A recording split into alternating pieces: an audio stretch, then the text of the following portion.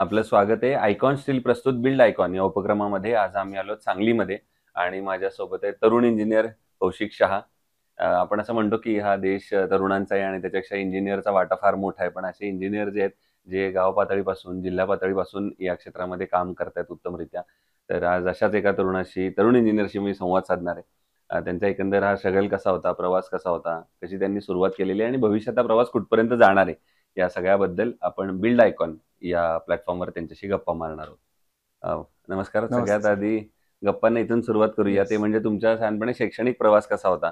म्हणजे तुमची शाळा कुठली होती? तुमचं ओके. कॉलेज कुठलं होतं? येस. सिव्हिल इंजिनियर बनावं यामागची प्रेरणा कुणाची होती, ज्यांच्यामुळे तुम्ही या फील्डमध्ये आलात? आणि ओके. कसा होता एकंदर प्रवास? ओके.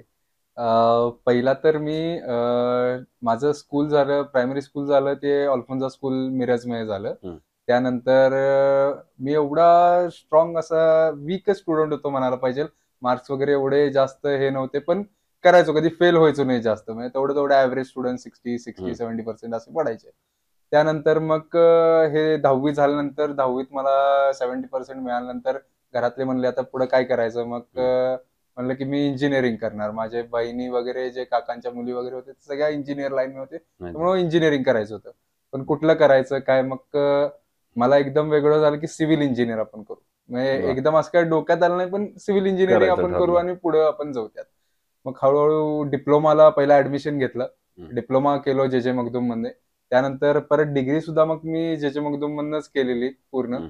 मग डिप्लोमाचे 3 वर्ष, त्यानंतर डिग्रीचे 3 वर्ष, असे 6 वर्ष टोटल इंजिनिअरिंग बी सिव्हिल माझं झालं. ओके. त्यानंतर मग मी पुढे ग्रो करत गेलो. क्या बात है! येस. जरी तुम्ही म्हणलात की एज्युकेशनमध्ये वीक होता, पण आता हो. स्ट्रॉंग बिल्डिंग बांधण्याच्या हो, क्षेत्रामध्ये हो. तुम्ही आलेला, तर 100% त्यामुळं प्रॅक्टिकल हे हे फार वेगळंच इम्पोर्टंट असतं. होतं आणि बरोबर. एज्युकेशन वाईज पूर्ण वेगळं होतं. वेगळं होतं. बरोबर. प्रॅक्टिकली आपण फार वेगळ्या गोष्टी सगळ्या अनुभवतो आणि सोप्या करायला बघतो त्या. बरोबर आहे. जसा हा एक प्रवास होता, तसा पुढचा एक प्रवास असतो सिव्हिल इंजिनिअरचा. तो म्हणजे बरोबर, इंजिनिअरिंग झाल्यानंतर पहिला प्रोजेक्ट मिळेपर्यंत. बरोबर, तर तो प्रवास कसा होता, की पहिला प्रोजेक्ट कुठला मिळाला, कसा मिळाला, कसं बरोबर, सुरू केलं? तर बरोबर. त्याबद्दल काय सांगाल? पहिला प्रोजेक्ट तर तेच होतं, की काय करायचं? पहिला तर मी ज्यावेळी डिप्लोमा डिग्रीमध्ये होतो, त्यावेळी मी स्वतः म्हणजे इव्हन कॉलेजमध्ये असून पण वर्किंग पण करत होतो. माझ्या वडिलांनी हेच सांगितलेलं, की आपल्याला एकदम काही कोणी देणार नाही आहे किंवा एकदम कुठलीही गोष्ट मिळणार नाही आहे. त्यामुळे डिप्लोमाला पण मी ज्यावेळी सुट्टी मिळायची, सॅटर्डे संडेला असायचं, त्यावेळी मी पूर्ण साईटवरच जायचो. पप्पांच्या ओळखीच्या लोकांकडं किंवा आमच्या घराच्या इथं पण एक जण होते, त्या साईटवरच मी ॲज अ पेइंग तिथं काम करत होतो पहिला. मला अजूनही आठवतंय, मी एका सुट्टीत एका बिल्डरांकडे गेलेलो आणि वडिलांनी सजेस्ट केलेलं, की ह्यांच्याकडे जा आणि थोडे दिवस शिकून घे हं. ह्यांच्याकडनं. तर त्यांनी मला त्यावेळी पूर्ण एका महिन्याचा पगार 2,000 मला वाटते 20ला मला ₹2,000 फक्त दिलेला. पण तरी पण शिकायला भरपूर शिकायला गोष्टी भरपूर मिळालेल्या. होतं. बरोबर आहे. पण म्हणजे एक्सपिरियन्स फार मिळाला तिथनं. हं, हं, हं. ग्रो कसं करायचं, काय असते नक्की कन्स्ट्रक्शन कसं असते. तिथनं मी मग सुट्टीच्या दिवसात वगैरे आम्ही जायला लागलो पूर्ण कन्स्ट्रक्शन बघायला वगैरे. बरोबर आहे. त्यानंतर सुट्टीत म्हणजे जे माझे मे महिन्यात सुट्ट्या असायच्या ते कंपल्सरी मी 4 महिने, 3 महिने साइटवरच असायचो आणि पूर्ण त्यातच डेडिकेशन द्यायला बघायचो. वाह! येस. जसा हा एक प्रवास आहे, तसा आता आपण टेक्निकल प्रवासाकडे जाऊया. बरोबर. कारण या क्षेत्रामध्ये जे आलेले अनुभव आहेत, त्यातला येस. पहिला प्रश्न आहे म्हणजे या भागामध्ये अनस्किल्ड लेबरचं पर्सेंटेज फार मोठं आहे. अकुशल बरोबर, कामगार आपण ज्यांना बरोबर, म्हणतो. बरोबर. आणि अशा अकुशल कामगारांना जर कुठली मोठी जबाबदारी दिली कन्स्ट्रक्शनमधली, तर कदाचित धोका सुद्धा संभवू शकतो. तर तुम्ही कशी ती परिस्थिती साइटवर हाताळता आणि कसं बघता त्या अनस्किल्ड लेबर बरोबर कसं काम करता? नाही, पहिला तर काय होतंय, वर्कर हे आपलं काम जे होणार आहे कन्स्ट्रक्शनचं हे अनस्किल्ड वर्कर ह्यांनी लागणारच. हं. कारण का स्किल्ड वर्कर्स तेवढं आपल्या गोष्टी करणार नाहीत. त्यामुळे अनस्किल्ड वर्कर्स हे आपल्याला लागणारच, पण त्यांना समजून की कसं करायला पाहिजे आणि काय करायला पाहिजे त्यांच्याकडनं काम आपल्याला करून घ्यायला लागणार आहे. बरोबर. त्यामुळं मग त्यांना कसं जर त्यांचं काही आदळले म्हणजे त्यांना एवढं हे नॉलेज नसतंय. त्यामुळे आपण सारखं वेळोवेळी त्यांना इन्स्ट्रक्शन देऊन समजून की हे नाही, असं नाही, हे असं करायला पाहिजे. तसं सांगून त्यांना आपण त्याच्यावरती म्हणजे पूर्ण सक्सेस त्याचा व्हायला पाहिजे मग व्हायला आपल्याला. पाहिजे. इव्हन मग इंजिनिअर असतो आपल्याबरोबर, सुपरवायझर असतो.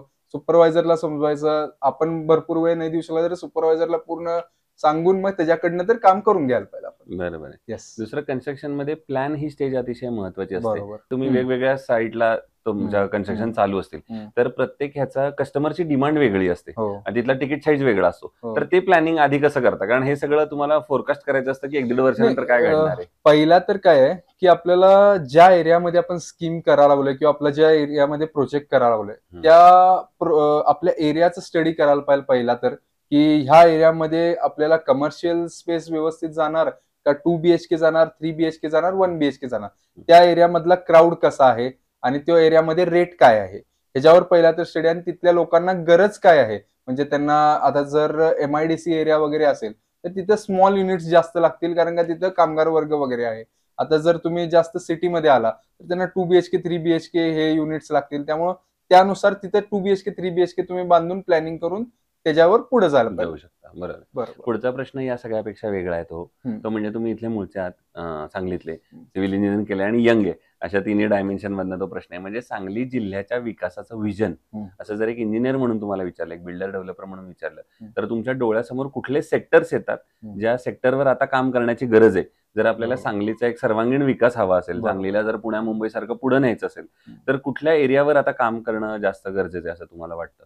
म्हणजे लोकेशन का सेक्टर्स. ओके. आता तर आपल्याकडं MIDC जे आहे ते इंडस्ट्रियल एरिया भरपूर वास्ट झालेला आहे आणि अजून आता वाढत चाललाय, आणि ते चांगलीच गोष्ट आहे. जेवढं इंडस्ट्रियल एरिया येतील तेवढं तुमचं इन्फ्रास्ट्रक्चर डेव्हलपमेंट पूर्ण सिटीचं चांगलं होणार आहे. तर दुसरा अजून एक आपल्या इथं सेक्टर यायला पाहिजे मेन असं मला वाटतं, हे IT सेक्टर यायला पाहिजे. IT सेक्टर आपल्या इथं अजून नाही आहे. त्यामुळे काय आहे की जे जॉब ऑपॉर्च्युनिटीज आहेत ते सांगली ह्या स्मॉल डिस्ट्रिक्टमध्ये अजून कमी आहेत, फार एकदम कमी तिथं आपल्याला ऑपॉर्च्युनिटी मिळाल्यात.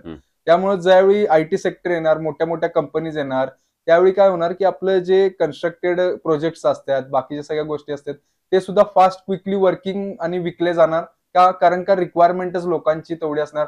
आपल्या इथं मायग्रेटेड लोक जास्त असणार, आपल्या इथं आता कमी मायग्रेटेड लोक आहेत, त्यामुळे रिक्वायरमेंट तेवढी नाही आहे. पण हळूहळू ज्यावेळी सेक्टर मोठे मोठे येणार आपल्या इथं IT सेक्टर वगैरे, त्यावेळी 100% मला असं वाटतं की आपलं डेव्हलपमेंट सांगलीचं एकदम फास्ट होणार आणि त्याच्यावरती लोक सुद्धा राहायला भरपूर आपल्याकडे येणार. नक्की. तुम्ही आता जसं सांगितलं तसं IT आणि इंडस्ट्री Yes. या दोन इथे यायला पाहिजेत. Yes. तर मग शासनानं काय पावलं उचलली पाहिजेत असं तुम्हाला वाटतं? जर हे थोडं लवकर अजून आणायचं असेल सांगलीमध्ये, तर अजून काय केलं पाहिजे गव्हर्नमेंटनं असं तुम्हाला वाटतं? गव्हर्नमेंटनी तर करायला पाहिजेलच. इंडस्ट्रियल साठी सूट वगैरे, अनुदान वगैरे देऊन इंडस्ट्रीज उभा करून घ्यायलाच पाहिजेत. बरं. दुसरं जे आहे ते आपले जे सेक्टर म्हणजे इन्फ्रास्ट्रक्चर्स आणि IT स्ट्रक्चर जे म्हणालोय त्यासाठी गव्हर्नमेंटनी सुद्धा पण मदत केली पाहिजे, आणि इथल्या लोकांनी सुद्धा, की इथं सांगली ह्या शहरात सुद्धा एवढे मोठे कंपनीज चालतील असे बांधून हे सेक्टर्स आपल्या इथं आणून त्याचं वर्किंग चालू करायला पाहिजे. आपल्या इथनं सांगलीमधनं, कोल्हापूरमधनं लोक पुण्या मुंबईला जातात कशासाठी? जॉबसाठी.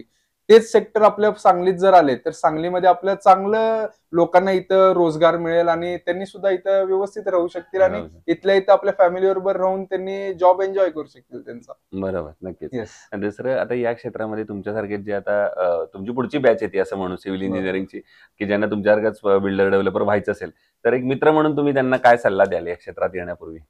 काही नाही, घाबरायचं असं काहीच गोष्ट नाही आहे ह्या सेक्टरमध्ये यायला. तुम्ही येऊ शकता ह्या सेक्टरमध्ये, फक्त थोड्या गोष्टींची काळजी घ्यायला पाहिजे तुम्ही. एकतर तुमचं प्रॉपर मॅनेजमेंट व्हायला पाहिजे सगळ्या गोष्टींचं, टाइम मॅनेजमेंट व्हायला पाहिजे, आणि तुम्ही तुमच्या स्किल्सवर काम केलं पाहिजे. आणि कुठलीही गोष्ट कुणालाही विचारता सिनियर लोकांना न केल्यास तर ते चांगलं आहे, कारण का त्यांचा एक्सपिरियन्स भरपूर असतो त्यांना. म्हणून कुठलीही आपल्याला लाजायची गोष्ट नाही आहे की कुठल्या सिनियरला किंवा कुणाला गायडन्स विचारायला, किंवा कारण का कन्स्ट्रक्शन हे असं आहे की फार विश्वास असतो लोकांचा आपल्यावर, आणि त्यांनी मग आपल्याकडे फ्लॅट आणि युनिट्स आपल्याकडे घेतात, कमर्शियल युनिट. त्यामुळे आपण कन्सल्ट करून जर आपल्याला कुठे काय अडलं तर आपण विचारून व्यवस्थित त्याचं सोल्युशन काढून मगच बांधावं असं माझी इच्छा आहे. त्यामुळे काही घाबरायची गोष्ट नाही, काय कारण नाही. Yes. दुसरं आतापर्यंत केलेल्या प्रोजेक्ट्स मध्ये काहीतरी कधी अडचणी पण आल्या असतील, काही प्रॉब्लेम्स आले असतील, तर त्यातला एखादा अनुभव सांगू शकाल का, की एखादा प्रॉब्लेम आला आणि त्या प्रॉब्लेमला तुम्हीच स्वतः कसं सोल्युशन काढलं आणि ओव्हरकम केलात, त्यावर काय सांगाल? आता रिसेंटलीच एक वर्षापूर्वीचीच गोष्ट आहे. माझ्या इथले एक देवश्री स्काय म्हणून साईट आहे, आपटा पोलीस चौकीच्या इथली देवश्री स्काय म्हणून. तर तिथं काय झालेलं की आम्ही कन्स्ट्रक्शन जे करतो तिथं बेसमेंट, ग्राउंड प्लस 6 फ्लोअर्स ती बिल्डिंग आहे. तर तिथे काय झालेलं की अखंड जुना वाडा होता तो आमचा. तर 2 वाडे एकत्र लागून होते. तर एक जो वाडा होता तो अखंड आमचा होता, म्हणजे आम्ही घेतलेला होता. तर त्याचं आम्हाला कन्स्ट्रक्शन करायचं होतं. पण दोन्ही वाडे जॉईंट असल्यामुळे दोघांचा पाया सेम होता. तर एकीकडे काय झालेलं की आम्हाला ज्यावेळी एक्सकॅव्हेशन करत होतो, ज्यावेळी एक्सकॅव्हेट केलं तर साईडचं सुद्धा पडायचं तिथनं हे होत होतं. त्यावेळी मग थोडं रिस्की होतं ते. मग आमचे जे स्टील स्ट्रक्चर आहेत, परत जे आमचे आर्किटेक्ट आहेत, यांचं सगळ्यांचं कन्सल्ट करून करून मी घेत घेत एक्सकॅव्हेशन प्रॉपर केलं. एकदा तर असं झालेलं, रात्रीची वेळ होती 8:30-9 वाजताची, आणि त्यावेळी पूर्ण एक साइड पूर्ण एकाच्या घराची पूर्ण आमच्या साईटवर म्हणजे पूर्ण सरकली आणि ती पडली पूर्ण. त्यामुळं रात्री असं थोडे गोष्टी झाल्यामुळं थोडं घाबरलं जातं, पण काही घाबरायची गोष्ट नाहीये. हळूहळू जे कन्सल्टंट असतात, आपले स्टील स्ट्रक्चरर्स असतात, त्यांनी आपल्याला व्यवस्थित योग्य मार्ग दिला की काय करायला पाहिजे आणि काय नाही, आणि मग त्यामुळे पूर्ण सक्सेस होत गेलं आणि व्यवस्थित आता पूर्ण बिल्डिंग सुद्धा उभारली. त्यामुळे काही इश्यू नाही त्याचा. पण एक थोडं टेन्शनचं पार्ट होतं त्यावेळी की शेजाऱ्यांचं पडायला लागले किंवा काय व्हायला लागले, कारण का पाया सेम असतोय त्याचा. पण सगळ्याला सोल्युशन निघू शकते. त्यामुळे बोलून सरांबरोबर वगैरे तुमचे जे कोण ऍडवायझर आहेत त्यांच्याकडनं सोल्युशन काढावे, माझं असं म्हणणं आहे. दुसरं, कन्स्ट्रक्शन मध्ये जेव्हा स्टील निवडायची वेळ येते तेव्हा तुम्ही काय पॅरामीटर स्टीलचे बघता आणि मग ठरवता की हे स्टील चांगलं आहे, हे वापरलं पाहिजे? ओके. पहिला तर जे आहे ते ड्युरेबिलिटी जे तुमच्या स्टीलची आहे. आता सगळीकडे आपण बघायला लागलोय की जे स्टील आता या लागले, ते जे ग्रेड्स जे आहेत, जरी लिहिलेले असतील 500, 550, तरी त्याचं एक्झॅक्ट मॅच होत नाही. आता तर आम्ही जे घ्यायला लागलोय ते आयकॉनचं. माझ्या टोटली सगळ्या साईटवर मला वाटतं 3 वर्ष झाले आम्ही टोटली आयकॉनच घ्यायला लागलोय. आता 3 ते 4 वर्ष झालं.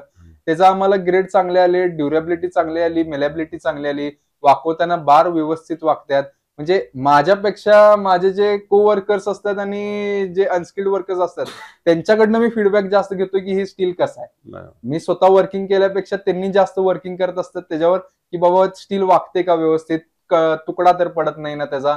या सगळ्या गोष्टी विचारून आणि हे करूनच मग मी हे करतो, त्या ह्याच्यात पुढे जातो. आणि आयकॉन जसं तुम्ही म्हणाला तसं वापरताच तुम्ही? हो, टोटल आयकॉनच्या सर्व्हिस बद्दल पण तुमचं काय मत? आयकॉनचं सर्व्हिस एक नंबर आहे. आतापर्यंत आम्हाला सगळ्यांनी, म्हणजे अमोल नाईक सर असतील किंवा व्हॉट एव्हर डीलर्स जे असतील, आमच्या इथे गुरुग्रुप आहेत, त्यांनी सगळ्यांनी आम्हाला भरपूर सपोर्ट केलेला आहे. त्यांनी म्हणजे इव्हन असं असतं की आम्हाला अर्जंटमध्ये उद्या परवा आम्हाला स्टील पाहिजे आहे, लगेच कंपनी सुद्धा आम्हाला गाडी अरेंज करून लगेच सांगून लगेच आम्हाला माल प्रोव्हाइड करते. त्यामुळे आयकॉनचा आतापर्यंत आम्हाला रिपोर्ट चांगलेला आहे, म्हणून आज आम्ही इथे येऊन बसलेला आहे आणि तुमच्याबरोबर बोलत आहे.